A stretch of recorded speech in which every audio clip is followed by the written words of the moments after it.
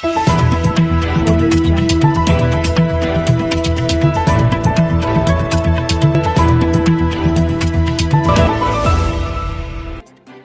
वालेकुम साथियों, Dariyapur news channel में आप सभी का स्वागत। मैं शेख मुजम्मिल। भाजपा हिमायतनगर नगर पंचायत चुनाव विकास के मुद्दों पर लड़ेगी। नगर अध्यक्ष के उम्मीदवार डॉक्टर राजेंद्र वानखेड़े की प्रतिक्रिया। देश में नरेंद्र, महाराष्ट्र में देवेंद्र और हिमायतनगर शहर में राजेंद्र, इस प्रचार वाक्य के लगे नारे। नगर पंचायत चुनाव के लिए भाजपा उम्मीदवार प्रचार कार्यालय का शुभारंभ आज 22 नवंबर को परमेश्वर मंदिर के पास हुआ संपन्न। इस मौके पर भाजपा नेता डॉक्टर अंकुश देवसरकर, गिरीश जाधव, डॉक्टर प्रसाद डोंगरगांवकर आदि मौजूद थे।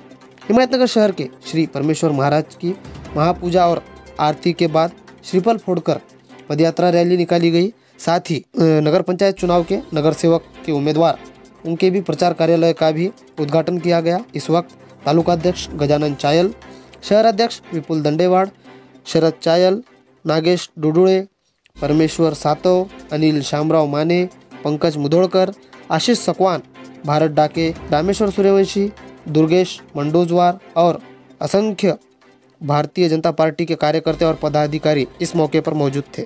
नगर पंचायत निवडणुकीच्या संदर्भामध्ये आज पत्रकार परिषद झाली।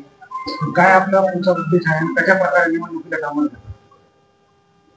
सर्वप्रथम मी तुमच्या पत्रकार बांधवांचं खूप खूप आभार व्यक्त करतो आणि अभिनंदन करतो की आम्ही एका तासामध्ये तुम्हाला बोललो, सर्वजण हजर झाले, त्याबद्दल तुमचं खूप खूप स्वागत आणि अभिनंदन।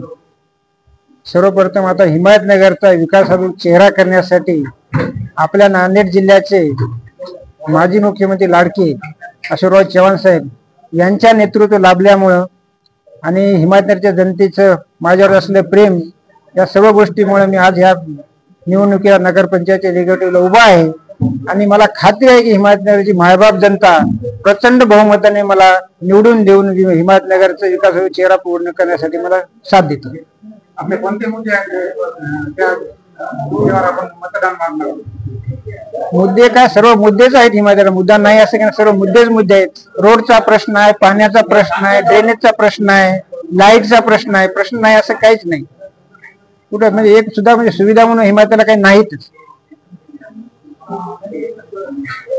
तर आज माननीय आमदार बाबुराव कदम कोळीकर यांचा दौरा झाला आणि त्यांनी असं म्हटले की भाजप सोबत आणि शिंदे शिवसेना गटासोबत युती झाली होती, पण माननीय माजी मुख्यमंत्री साहेबांनी ऑन टाइम भारतीय जनता पार्टीचा उमेदवार देऊन त्यांच्यासोबत खेळ केला, याबद्दल काय सांगता? ह्या गोष्टीमध्ये मला काही तथ्य वाटत नाही।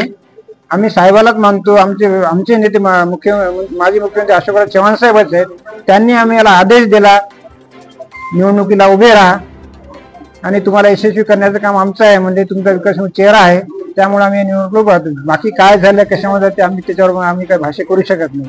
तर आज शिंदे गटाचे आमदार यांनी त्यांचे नगराध्यक्ष पदाचे उमेदवार राम ठाकरे यांना नाव घोषित केलं आणि काँग्रेस पक्षाचे पण उमेदवार आहेत, त्यांच्याबद्दल काय सांगणार की तुमची लढत कोणासोबत असणार? माझी लढत कोण समोरचा व्यक्ती आहे त्याच्याशी नाही, माझी लढत मी स्वतःच आम्ही विकासाचा चेहरा घेऊन समोर जाणार जनतेसमोर आणि आम्ही काय करणार आणि आमचा जे वचननामा तुम्हाला जे सांगितलं, आमचे वचन आहे, वचननामाप्रमाणे जनतेपुढे जाणार। समोरचा उमेदवार कोण आहे ते काय, आम्हाला त्याच्याशी काही संबंधच नाही। आमचं विकास, आम्ही एक ब्ल्यूप्रिंट, विकासाची ब्ल्यूप्रिंट घेऊन जनतेसमोर जाणार, आमचा विकास काय करणार हे आम्ही सांगणार। तर आपली नगरपंचायतच्या निवडणुकीमध्ये किती उमेदवार रिंगणात आहेत? मी एक नगराध्यक्ष पदाचे मी आणि माझ्यासोबत 10 उमेदवार, एकूण 11 जण। की तुमच्या मला एवढंच सांगणार की बा तुम्ही सर्व लोकांना तुमच्या मात्र सांगा की विकासाचा चेहरा की डॉक्टर सारखा चेहरा तुम्हाला भेटला तर तुम्ही सर्वांनी सहकार्य करा, अशी माझी सर्वांना जनतेला कळकळीची विनंती आहे। गट तट हे अगोदर मी मला ऐकत होतो, पण मला आजपर्यंत तरी जाणवलं नाही 8 दिवसात होते, हे मला कल्पना नाही तेवढी काय, पण आज तर मला कुठं जाणवत नाही। तुम्ही जे शंका करते गटातटा सगळे लोक सोबतच आहोत आम्ही, तुम्हाला जे वाटत तसं।